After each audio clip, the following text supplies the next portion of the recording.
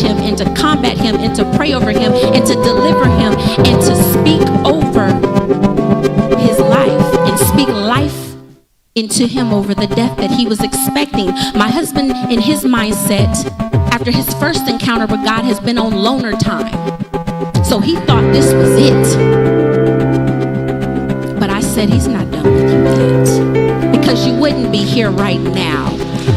You wouldn't be here right now. But he was ready to go. In the minute that he knew he could stand up and go to the bathroom by himself, he was ready to go. Isn't that us though? Y'all laughing, but it's us. The minute that, I got a word. They was feeling that worship. I can pray. We smelling ourselves and we forgetting why he put you in that position in the first place. It's nothing worse than to go to the hospital and them treat your symptoms, but not the true problem. So he was there for over 30 days, not in just that hospital, but also to a rehabilitation, because what they don't talk about is what happened when Lazarus came out. When he called his name, what happened after he took those bondages off? What happened when he was able to move again and to think again? What happened?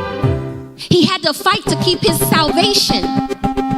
So God is not going to send you out into a place without preparing you first.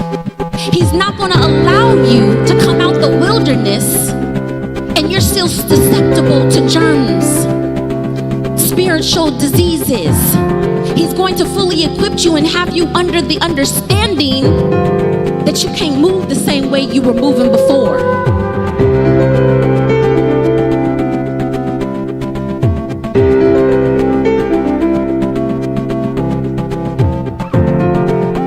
See, let me tell you something. Everybody wants to be a Proverbs 31 wife until you have to be a Proverbs 31 wife. Because I used to say it too. Until them bills was mounting up. Until nobody was able to take my daughter to school but me. Until I was not getting any sleep and my hair was falling out. Until my husband didn't even feel safe unless I was in the room. Until even my job was pressing me, but God was still sustaining me and keeping it. So I was crying out to God. But like the children of Israel, my prayers turned into complaints. He said, I called you to be the helpmate. I said my grace is sufficient enough. He's here. Partner with me and do your job, and I will do the rest. He has a funny way of coming at the nick of time. Like the woman that had her last, and she saw Elijah, and he told her to go get those jars from all the neighbors, and she ended up having oil that ran over.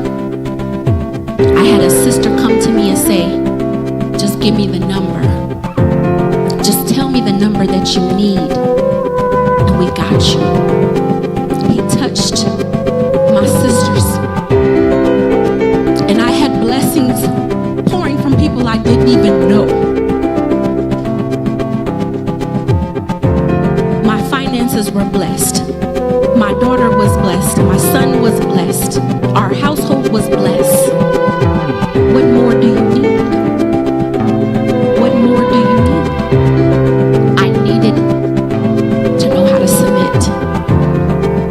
I thought I was. Lord, I'm doing everything you asked me to do. But are you doing it with gladness? Are you doing it because you feel like you have to? Or because you want to please me, because you want to do things that make me happy? Do you take delight in those things?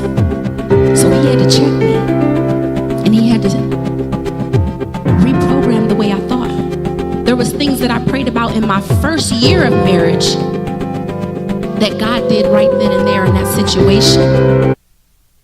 He will use whatever your worst moment in your life is to transform it into the best lesson you've ever learned. So whatever you're waiting on, whatever room that you're in, don't lose sight that it's not your will, but it's his.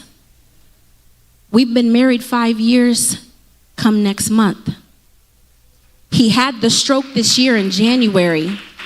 I said I prayed for those things my first year.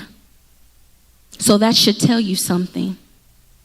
That whoever is getting weary right now in the room, whatever you're waiting on, know that he will do it. Know that he will do it. My husband did not enjoy praise and worship. But when he would be at home still in recovery, trying to get up and get his mind right, and he would break down, and I would say to him, you can't come to me and say pray and not be praying to God first. I told him, I said, you need to put on worship music if you can't say anything, and it will minister to your heart, and God will transform and do something in you. Just trust what I'm saying. When he started walking miles around our apartment, he would walk with gospel so loud that you could hear him down the street. When he takes his showers, he plays gospel music when he takes his showers.